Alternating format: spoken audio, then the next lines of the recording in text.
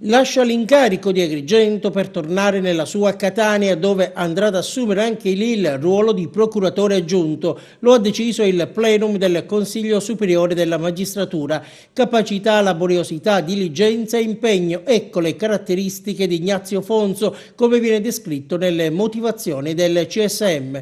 Il parere rimarca l'ottima preparazione tecnico-giuridica del magistrato, unita alla maturata esperienza nello svolgimento delle funzioni requirenti, grazie anche alla sua pregressa attività presso l'ufficio della Procura della Repubblica di Catania, quale componente della Direzione Distrettuale Antimafia.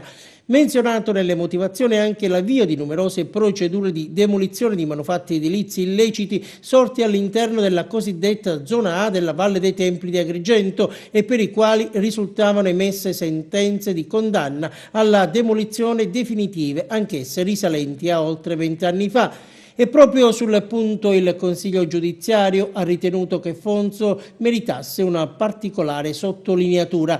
Novità in arrivo anche per il Tribunale di Sciacca affidato alla guida di Antonio Tricoli. Anche per lui è arrivato il via libera dal plenum del Consiglio Superiore della Magistratura.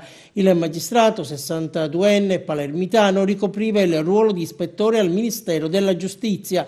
Il neopresidente era stato indicato con 5 voti su 6 dalla quinta commissione del CSM. Il suo arrivo nella città delle Terme è previsto per il mese di giugno. Insieme a Tricoli arriveranno anche 2 magistrati di prima nomina che si insedieranno dopo l'estate e completeranno l'organico del Tribunale Saccense.